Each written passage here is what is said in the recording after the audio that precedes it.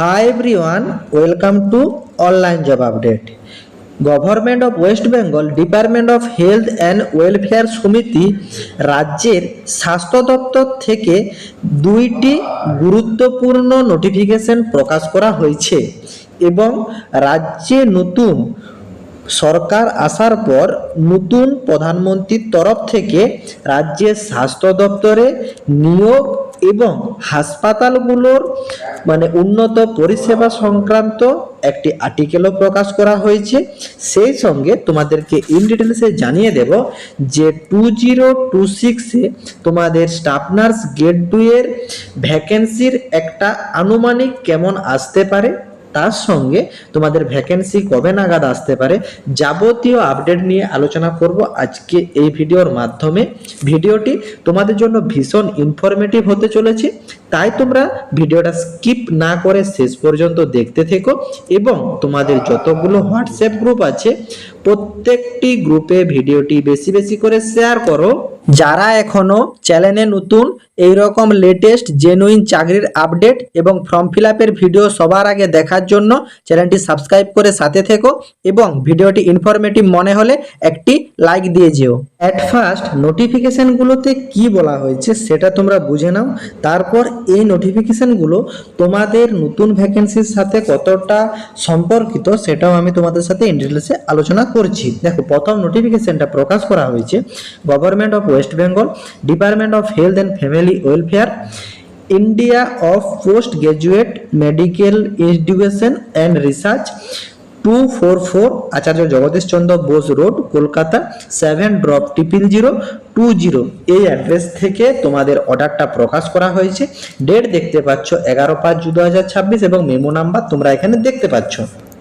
এইখানে তোমাদের কিন্তু with reference to the 861 home এবং তোমাদের যে একটা রেফারেন্স নাম্বার দেওয়া আছে, ডেটও দেওয়া আছে। এই ডেটে 11/5/2026-এ ইস্যু করা হয়েছে from home and hill affair difference coordinator branch থেকে তোমাদের কিন্তু এই নোটিশটার অর্ডার প্রকাশ করা হয়েছে।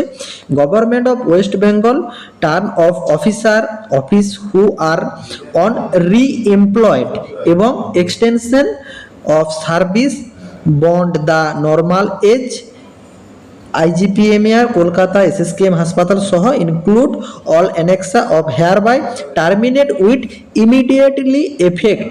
এইটি হচ্ছে তোমাদের সবচেয়ে বড় কথা। দেখো, তোমরা সকলেই এতদিন ধরে জেনে এসেছো যে আমাদের বিগত 3 থেকে 4 বছর কোনো রিক্রুটমেন্ট ছিল না।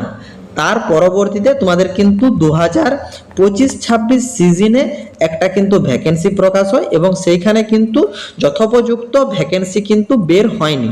7K এর মতন তোমাদের ভ্যাকেন্সি প্রকাশ হয়েছিল এবং অ্যাকচুয়ালি যেটা অফিসিয়াল নোটিফিকেশনে প্রকাশ হয়েছিল 5K এর মতন, তারপর তোমাদের সেটা ভ্যাকেন্সিটা ইনক্রিজ করে মোটামুটি 7K এর মতন একটা ভ্যাকেন্সি নিয়োগ হয়েছিল। এবং এইখানে তোমরা জেনেছিলে যে অনেক এমপ্লয়ের এজ ওভার হয়ে যাওয়ার পর জেনারেলি গভর্নমেন্ট সার্ভিসের যে 60 ইয়ার এজ থাকে, সেই 60 ইয়ার এজ ওভার হয়ে যাওয়ার পরও তাদেরকে কিন্তু রি-এমপ্লয়েড করা হয়েছিল এবং এইদের সবাইকে তোমাদের কিন্তু টার্মিনেট করার জন্য বোর্ডের তরফ থেকে কিন্তু অর্ডার পাবলিশ হয়ে গেছে। এবং দ্বিতীয় আরেকটি কিন্তু হোম অ্যান্ড অ্যাফেয়ার্সের তরফ থেকে নোটিশ প্রকাশ করা হয়েছে government of West Bengal hill and home and affairs ডিপার্টমেন্টের তরফ থেকে, নবান্নর তরফ থেকেও কিন্তু একটা নোটিফিকেশন প্রকাশ করা হয়েছে 11/5/2026-এ। একটা নোটিফিকেশনের পিডিএফে 2টো পেজ প্রকাশ করা হয়েছে।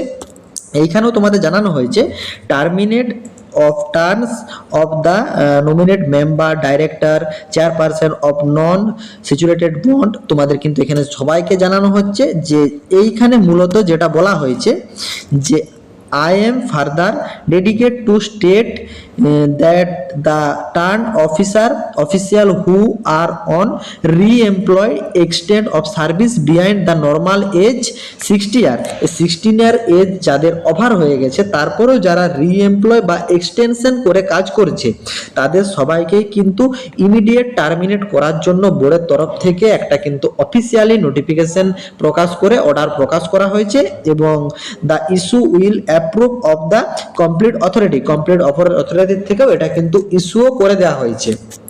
এরপর আসি তোমাদের নতুন ভ্যাকেন্সির সাথে কতটা এর সম্পর্কিত। দেখো, তোমরা প্রত্যেকেই জানো যে একটা নিউ ভ্যাকেন্সি বের হওয়ার আগে মোটামুটি একটা ক্যালকুলেট করা হয় কোন জায়গাতে কতগুলো করে শূন্যপদ আছে। তোমরা বিগত যারা যারা আমার চ্যানেলের ভিডিও ফলো করো, তোমাদেরকে একটা নোটিফিকেশনের মাধ্যমে দেখানো হয়েছিল যে যারা যারা নিউলি জয়েন করেছে এবং যারা যারা ওল্ড জয়েন আছে সবাইকেই কিন্তু নার্সিংয়ের যে ডাটাবেস, সেই ডাটাবেস কিন্তু আপডেট করার জন্য বোর্ডের তরফ থেকে কিন্তু একটা অফিসিয়ালি নোটিফিকেশন প্রকাশ করা হয়েছিল, সেটা কিন্তু ভোটের রেজাল্টের আগেই। এবং তার পরবর্তীতে মানে এইখানে একটা কোন হাসপাতালে কতগুলো করে শূন্যপদ আছে, কারণ কোন স্টাফ কোথায় জয়েন আছে, এর একটা ক্যালকুলেট কিন্তু এই নার্সিং ডাটাবেস থেকেই বোর্ড পেয়ে যাচ্ছে। তার পরবর্তীতে যেসব স্টাফদের এজ 60 ইয়ার্স ওভার হয়ে গেছে তাদেরকেও কিন্তু টার্মিনেট করলে এইখানে যারা যারা অফিসার বা রিএমপ্লয়েড স্টাফ থাকছে তারা যখনই এখান থেকে রিটায়ার করে যাচ্ছে, পরবর্তী স্টেপ যারা থাকছে তারা কিন্তু এক ধাপ আপগ্রেড করে পরবর্তী যে স্টেপটা থাকছে, নিম্নবর্তী যে স্টেপটা, সেই নিম্নবর্তী স্টেপটা কিন্তু ফাঁকা হচ্ছে। এইখানে কিন্তু তোমাদের স্টাফ নার্স গ্রেড 2 এর যেসব ক্যান্ডিডেটরা মানে থাকছো, তোমাদের কিন্তু একটা শূন্য পদ প্রকাশ হচ্ছে, তার পূর্বাভাস কিন্তু এই নোটিফিকেশনগুলো থেকেই কিন্তু প্রকাশ পাচ্ছে।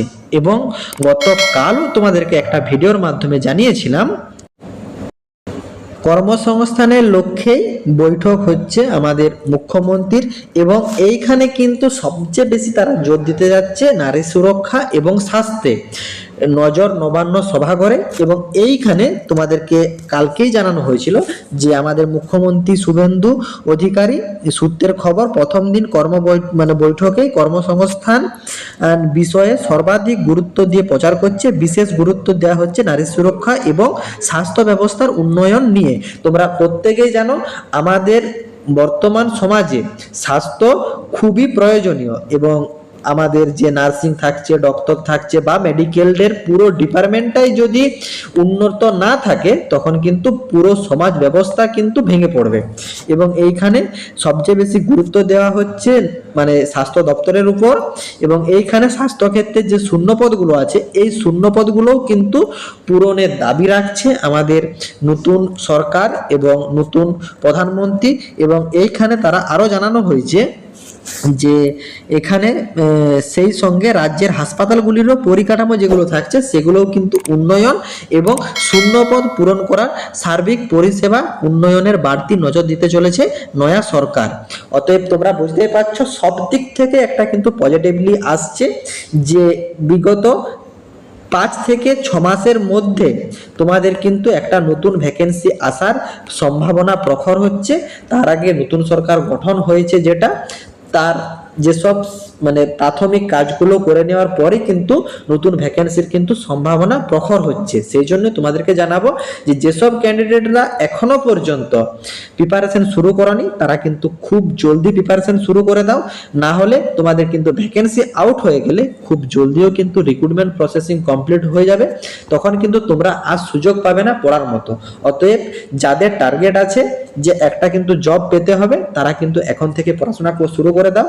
এবং তোমরা যদি স্টাফ নার্স গ্রেড 2 এর প্রিপারেশন নেওয়ার জন্য আমাদের কাছে মেম্বারশিপ প্যাক নিতে চাও, তোমরা কিন্তু কমেন্ট বক্সে কমেন্ট করো। বোর্ড থেকে যে সিলেবাস প্রোভাইড করা হয়েছে সেই সিলেবাসের প্রত্যেকটা টপিকের উপর important question, study materials, guidance A to Z সমস্ত রকম আপডেট প্রোভাইড করা হয়ে থাকছে।